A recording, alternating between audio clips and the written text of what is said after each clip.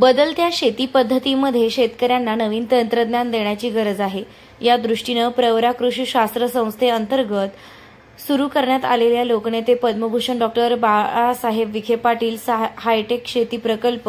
हा शेतकऱ्यांच्या दृष्टीने महत्त्वपूर्ण ठरेल। या नाविन्यपूर्ण शेतकऱ्यांना आणि विद्यार्थ्यांना नव्या तंत्रज्ञानाची माहिती आणि शेती व्यवसायाला चालना मिळेल, असा विश्वास जलसंपदा मंत्री तथा पालकमंत्री नामदार राधाकृष्ण विखे पाटील यांनी व्यक्त केला। लोकनेते पद्मभूषण डॉक्टर बाळासाहेब विखे पाटील प्रवरा ग्रामीण शिक्षण संस्थेच्या प्रवरा कृषी शास्त्र संस्था लोणी अंतर्गत लोकनेते पद्मभूषण डॉक्टर बाळासाहेब विखे पाटील हायटेक प्रोजेक्टचे लोकार्पण संस्थेचे अध्यक्ष तथा जलसंपदा मंत्री नामदार डॉक्टर राधाकृष्ण विखे पाटील, माजी मंत्री अण्णासाहेब म्हस्के पाटील, जिल्हा परिषदेच्या माजी अध्यक्षा सौ शालिनीताई विखे पाटील, संस्थेच्या मुख्य कार्यकारी अधिकारी डॉक्टर सुष्मिता विखे पाटील, अधीक्षक कृषी अधिकारी सुधाकर बोराळे, महात्मा फुले कृषी विद्यापीठाचे अधिष्ठाता डॉक्टर प्रशांत बोडके, संस्थेचे सचिव भारत घोगरे, अतिरिक्त मुख्य कार्यकारी अधिकारी डॉक्टर शिवानंद हिरेमठ, प्रवरा कृषी शास्त्र संस्थांचे संचालक डॉक्टर उत्तमराव कदम आदींसह प्रवरा उद्योग समूहातील विविध संस्थेचे पदाधिकारी यांच्या उपस्थिती होती।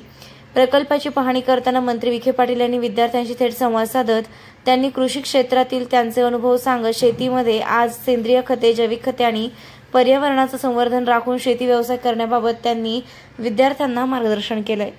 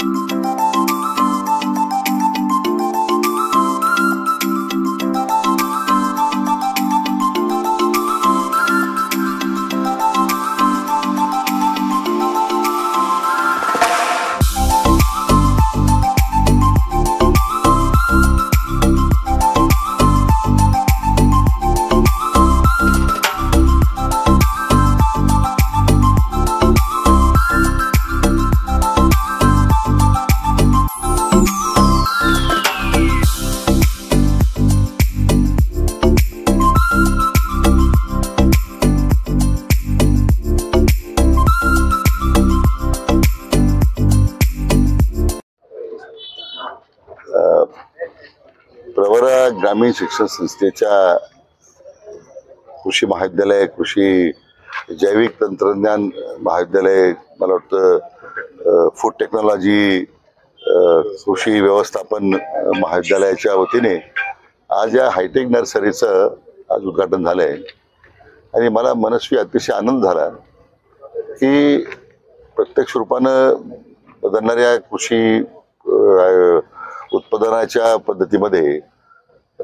बेस्ट ॲग्रिकल्चर प्रॅक्टिस ज्याला म्हणतो आपण, त्या ठिकाणी मुलांनी एक चांगला अतिशय सुंदर असं हा प्लॉट तयार केलेला आहे।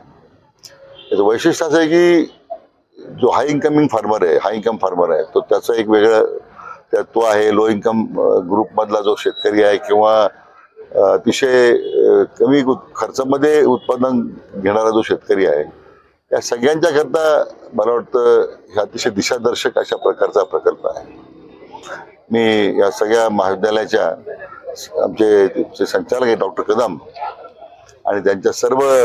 प्राध्यापकांचं, त्यांचे असिस्टंट्स असतील, ते सर्व विद्यार्थी आहेत, त्यांचं मी मनपूर्वक अभिनंदन करतो।